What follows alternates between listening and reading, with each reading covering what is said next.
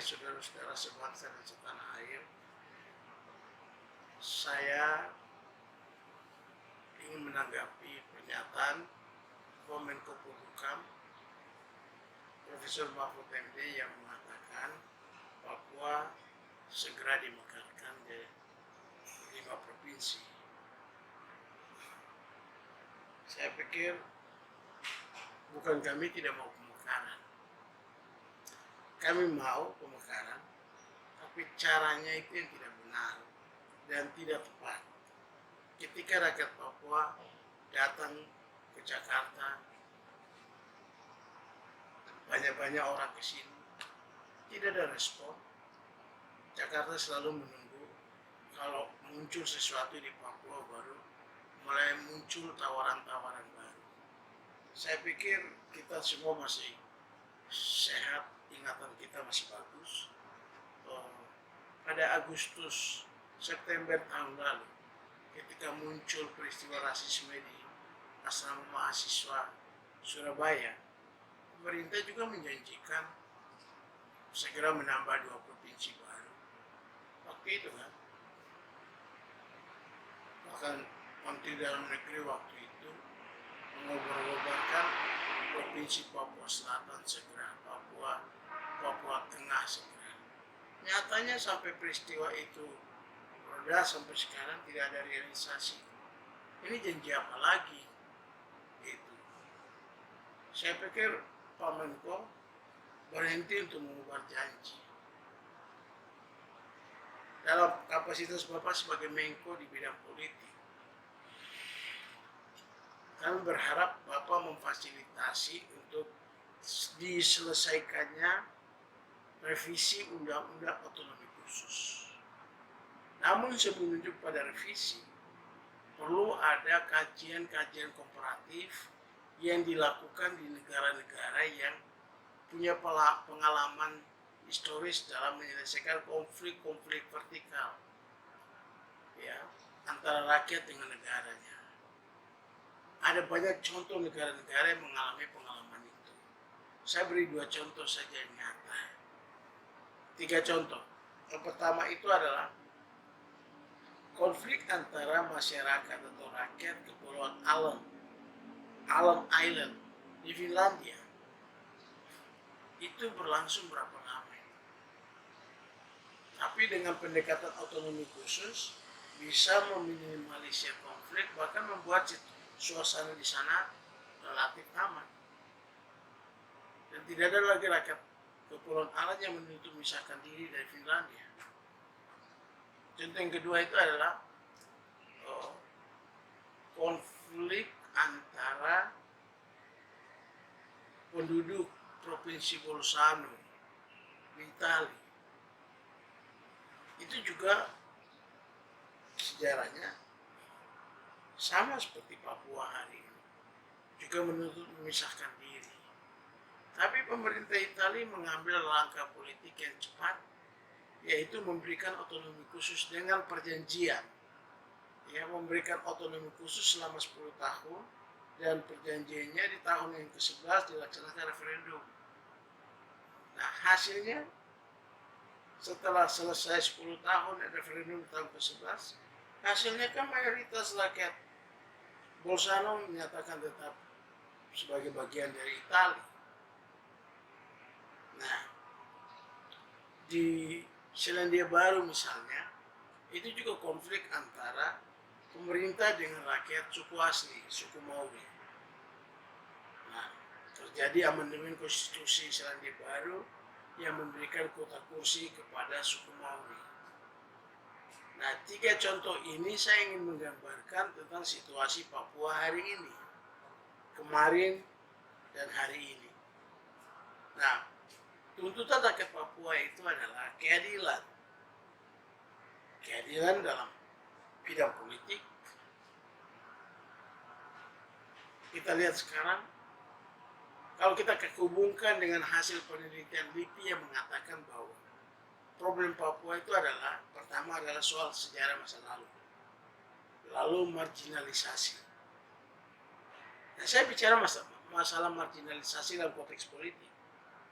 orang Papua hari ini merasa mereka tercabut dari hak politiknya.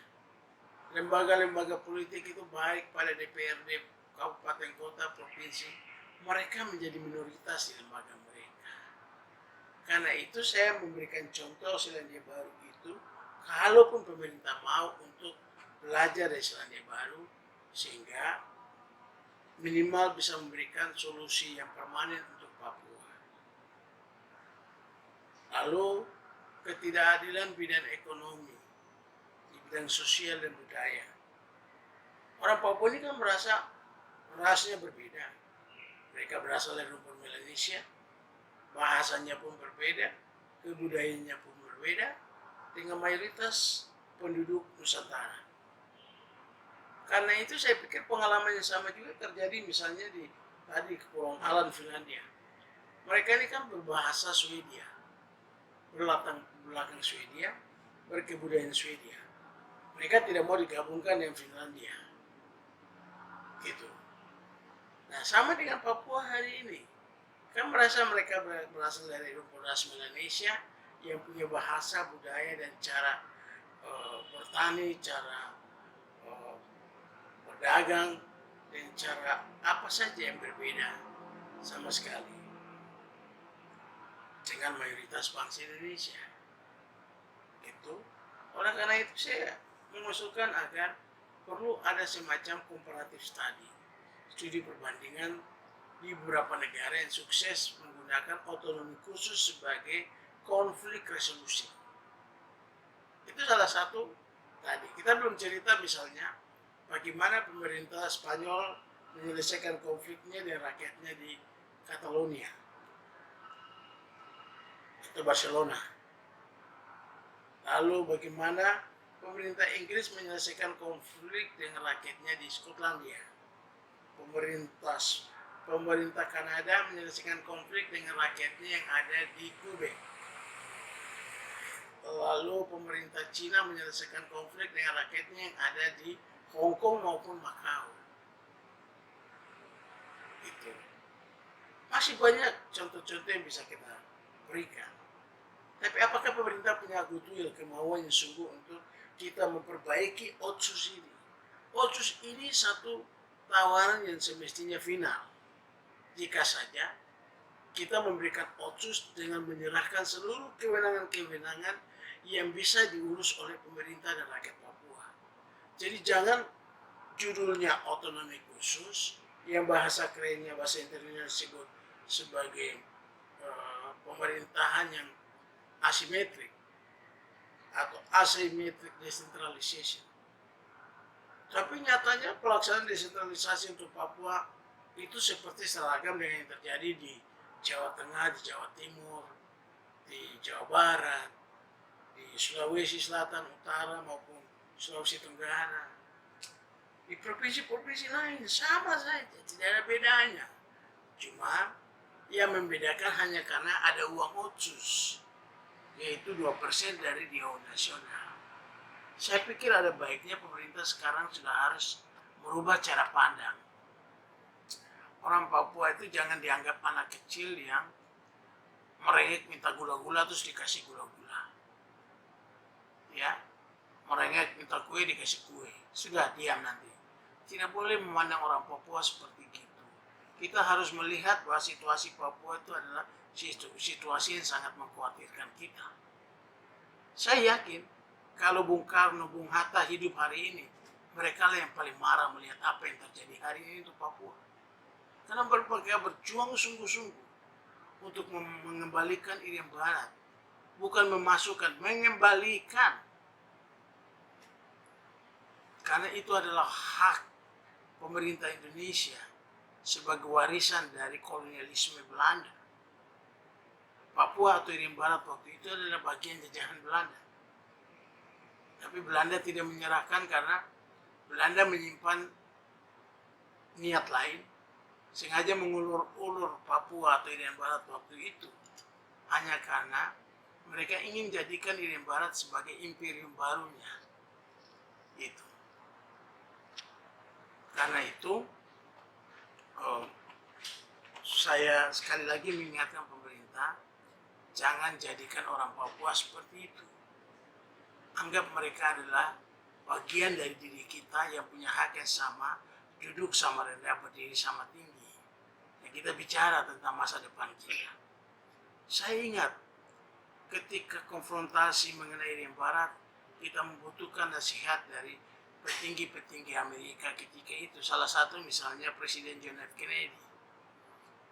Begitu berperan sekali di seputar penyelesaian Irian Barat, sampai pada terjadinya New York Agreement 15 Agustus tahun 1962 itu. Kennedy itu pernah mengatakan begini dalam pidatonya.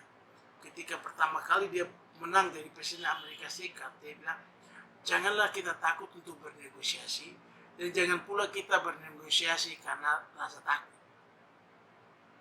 Dalam konteks Papua mungkin, janganlah kita takut untuk berdialog, atau jangan pula kita berdialog karena rasa takut.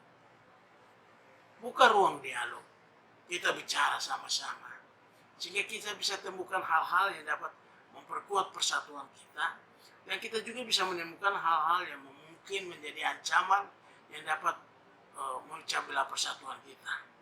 Itu yang dibutuhkan.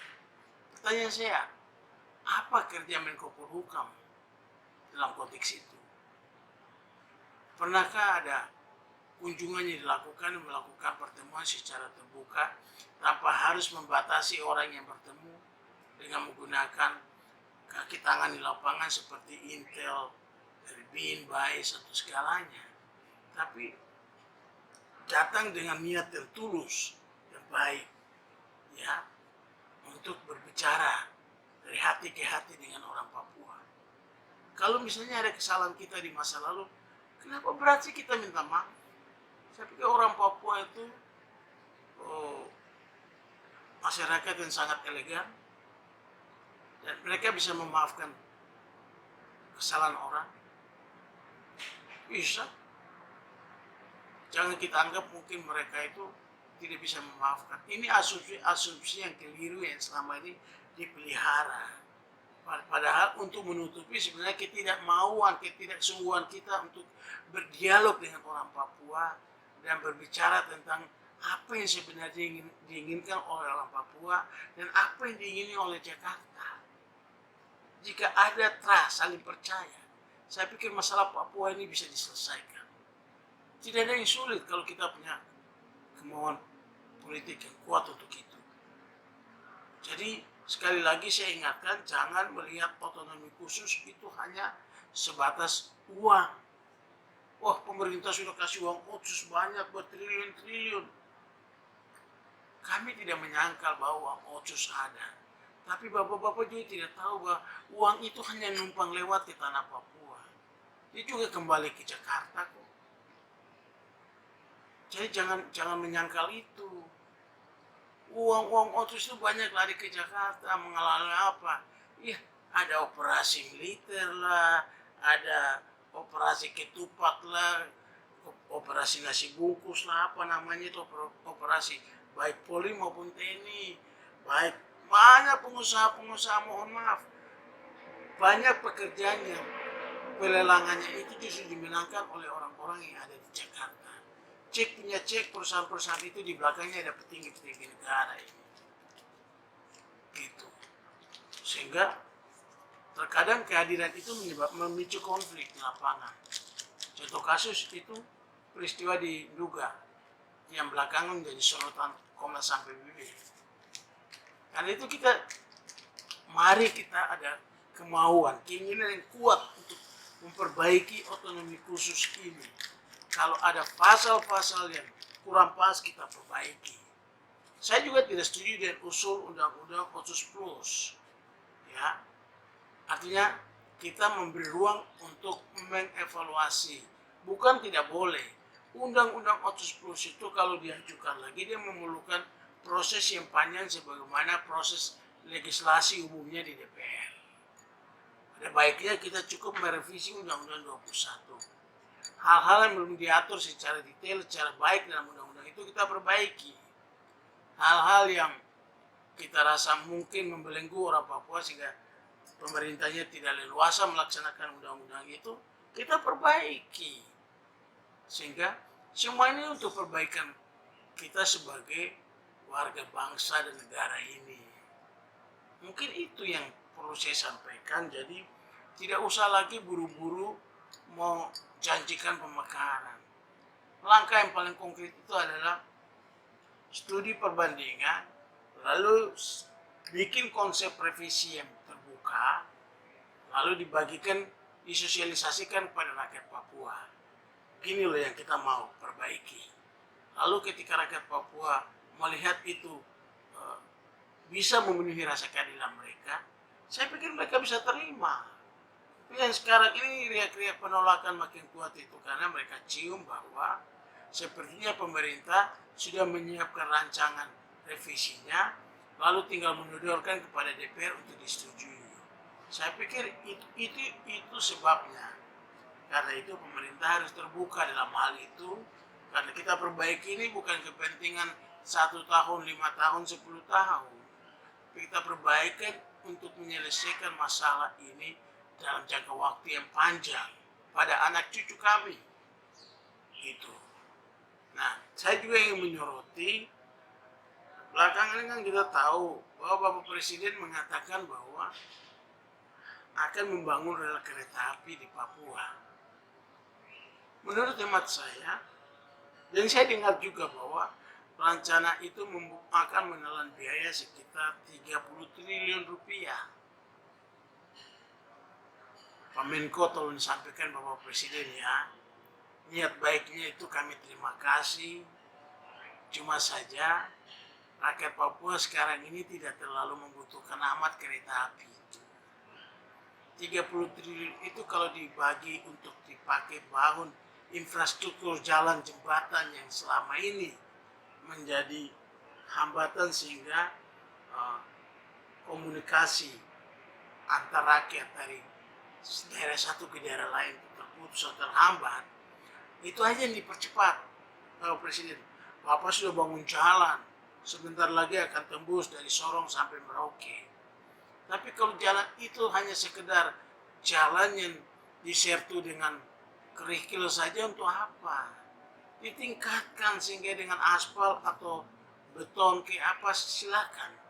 Tapi pekerjaan itu mencapai tujuan fungsional dari jalan itu lebih penting. Karena dengan jalan itu banyak rakyat bisa mengakses. Saya curiga pembangunan kereta api itu hanya untuk kepentingan bisnis semata, yang bisa memuat mungkin minyak, batu bara, atau apa dari daerah penghasil ke daerah lain atau daerah pemberangkatan. Yang dibutuhkan di Papua hari ini itu Bapak Presiden, Bapak Menko, tolong sampaikan kepada Bapak Presiden. Kami butuh pelabuhan ekspor bertaraf internasional. Lokasinya ada di Sorong, silakan dibangun di sana. Kami butuh bandara internasional, lokasinya juga ada di Sorong. Untuk wilayah Papua Barat ya, kami butuh itu. Tapi kalau sudah terbangun pun nanti bisa digunakan oleh saudara kami yang ada di Papua atau mungkin provinsi-provinsi baru yang dijanjikan oleh Bapak Menko itu. Begitu. Jadi selesaikan infrastrukturnya ini baik apa semua, pemekaran itu mengikuti nanti perlahan. Saya tahu rakyat Papua mayoritas tidak menginginkan pemekaran hari ini. Cuma saja ada pejabat-pejabat yang mungkin sudah habis jabatan di daerah kekuasaannya lalu ingin melanjutkan kekuasaan ke tingkat yang lebih tinggi, yaitu ingin mendorong pemekaran provinsi agar bisa jadi gubernur. Saya pikir hal-hal begini tidak boleh ada di benak pemimpin Papua. Pemekaran itu harus menjadi jalan penyelesaian masalah. Pemekaran harus mempercepat ya kesenjangan, pengentasan kemiskinan, kemudian memperpendek rentang kendali pelayanan itu. Pemekaran itu juga harus bisa membuat orang Papua itu merasa percaya bahwa negara benar-benar hadir buat mereka. Saya pikir itu beberapa pesan yang ingin saya sampaikan agar Bapak Menko dan Bapak Presiden dalam hal revisi Undang-Undang Otsus jangan tergesa-gesa, beri waktu untuk dilakukan komparatif study. Ada banyak teman-teman di LIPI yang konsen soal Papua, di CSIS, di beberapa lembaga-lembaga kajian partnership Indonesia. Ada banyak lembaga kajian yang memberi perhatian soal Papua. Dan mari kita perbaiki secara baik-baik agar revisi ini menjadi kitab undang-undang yang permanen, yang berlaku lama. Bukan setiap 5 tahun pemilu ada usul revisi lagi. Tidak boleh begitu. Kami berharap undang-undang ini punya daya pemberlakuannya lama. Itu Bapak Presiden. Jadi kita benahi dulu, lalu kalau kekhawatiran pemerintah bahwa undang APBN 2001 segera ditetapkan, sementara dana otsus itu hanya berlaku sampai 2021. Nanti dasar hukumnya apa? Menurut hemat saya, Bapak Presiden dulu zaman Pak SBY itu juga INJ Barat itu tidak punya dasar hukum. Tapi Presiden SBY mengeluarkan Impres nomor 1 tahun 2008 yang kemudian ditetapkan menjadi Undang-Undang nomor 35 tahun 2008 yang menjadi dasar masuknya INJ Barat di dalam kerangka otonomi khusus itu. Saya pikir dalam konteks itu, kalau hanya menyangkut anggaran, Bapak Presiden bisa saja mengeluarkan Perpu untuk pelaksanaan anggaran bagi pembiayaan otonomi khusus bagi Papua Barat dan Papua itu. Masa tidak bisa? Saya pikir bisa dilakukan itu. Sembari kita melakukan kajian bersama melalui diskusi-diskusi, seminar-seminar, konferensi menyangkut perbaikan otonomi khusus itu. Sehingga undang-undang yang akan kita revisi itu menjadi undang-undang yang permanen dalam penyelesaian masalah Papua. Itu harapan kami Bapak Presiden. Jauh lebih penting itu. Dan sekali lagi untuk rencana pembangunan kereta api, Bapak Presiden kami tidak mengurangi rasa hormat kami kepada Bapak Presiden. Silakan itu dialihkan kepada saudara-saudara kami di Kalimantan Timur yang sementara bersiap-siap menjadi ibu kota negara. Nah, dalam kesempatan ini saya juga ingin mengingatkan para politisi bangsa ini, terutama tokoh-tokoh penting seperti Bapak Amin Rais yang sering kali menggunakan isu Papua ini hanya sekedar bagian politik. Saya mengatakan itu karena saya yakini peristiwa yang terjadi tahun 99 itu juga Pak Amin Rais menggebu-gebu bicara soal Papua, Freeport beginilah, Freeport begitu, tapi ujung-ujungnya hanya bergening untuk mendapat kekuasaan. Padahal waktu itu Pak Amin Rais dengan partai PAN-nya itu mempunyai kursi yang cukup besar dalam parlemen. Kenapa tidak mengawal pembahasan undang-undang otsus itu sehingga menjadi undang-undang paten yang bisa menyelesaikan soal Papua dalam jangka panjang? Itu yang tidak terjadi.